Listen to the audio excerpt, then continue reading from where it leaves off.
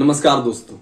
UP police constable का जो है एग्जाम का फॉर्म निकला 23/12/2023 को, जिसको देखकर हर मिडिल क्लास का लड़का है काफी ज्यादा खुश हुआ, क्योंकि बहुत बड़ी वैकेंसी आई थी। हम आपको बता दें कि जो टोटल वैकेंसीज थी वो 60,244 वैकेंसी थी। समझिए 60,000 प्लस वैकेंसीज थी, जिस पर से टोटल जो स्टूडेंट फॉर्म भरे वो 50 लाख से भी ज्यादा स्टूडेंट ने इस फॉर्म को फिलअप किया। देखिए, जब भी कोई भी फॉर्म आता है और जब कोई कैंडिडेट उस चीज के लिए एलिजिबल होता है तो काफी ज्यादा खुश हो जाता है, क्योंकि वो उस फॉर्म को भर सकता है।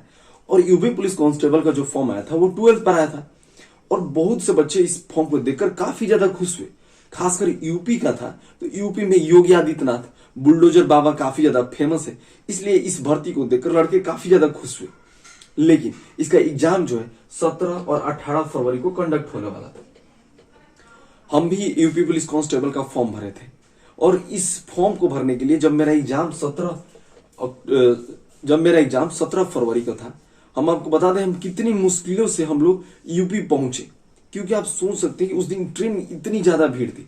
हम लोग मिडिल क्लास फैमिली, हम जनरल से सफर करने वाले व्यक्ति हैं, और जनरल की कंडीशन क्या है आप वो समझ सकते हैं कि कैसे एक पर एक व्यक्ति चढ़ा रहता है, एक जगह नहीं होता, बाहर तक सीढ़ी पर लोग बैठे रहते हैं। उस स्थिति में हम लोग गए यूपी एग्जाम देने। 18 तारीख 19 तारीख को खबर आती है कि यूपी पुलिस कांस्टेबल का जो पेपर है वो लीक हो गया। मतलब UP police constable paper leak का जब न्यूज आता है, हमारा दिल टूट जाता है, क्योंकि इतनी मेहनत करके गए। सोचिए, अगर हमको जाने का खर्चा 1,000 आया तो लौटने में कम से कम हमको 500 रुपए खर्च हुआ। 1,500 रुपए हमने खर्च लगाकर गए, और फिर भी स्थिति ये आ गई कि पेपर लीक हो गया।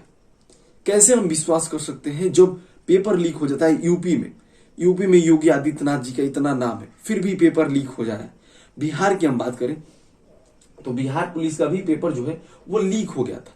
लेकिन बिहार की स्थिति ऐसी है कि हम इसको कह सकते हैं कि भैया ये आम स्वभाव बिहार में। लेकिन यदि यूपी पुलिस का एग्जाम का पेपर लीक हो जाए, ये बहुत दुखी की बात है।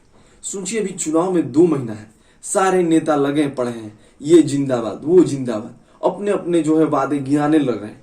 और जब एक आम व्यक्ति पूछने लगे कि आपने क्या क्या किया है, किसी नेता के पास कोई जवाब नहीं होगा कि हमने आपके लिए ये किया है। आज नेता आते हैं, कहते हैं कि भैया हमको वोट दीजिएगा। अरे भैया, कम से कम आप लोग हमारे तो लाइफ को सिक्योर कीजिए।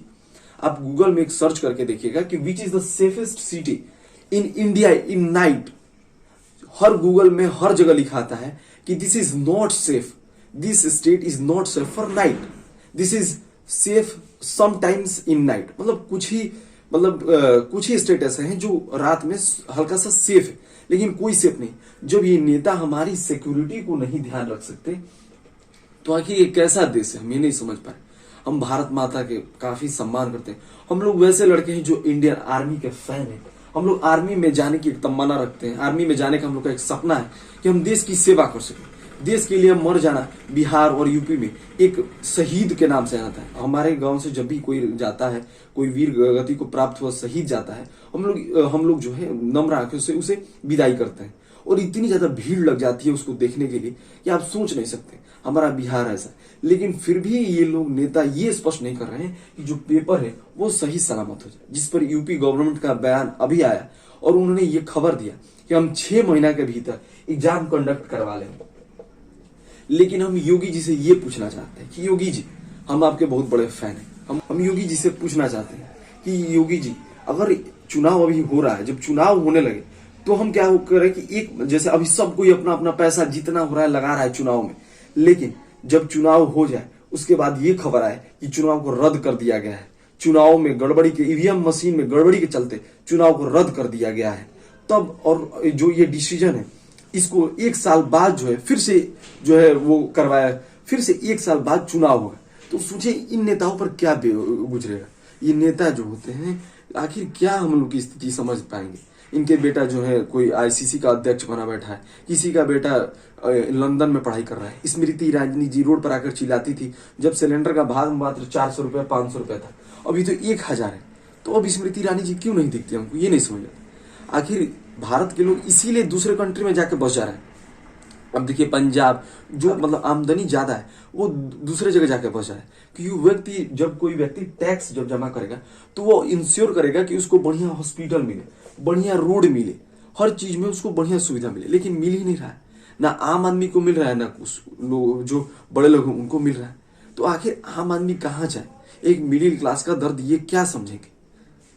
तो मिलते हैं नेक्स्ट वीडियो में, तब तक के लिए जय हिंद।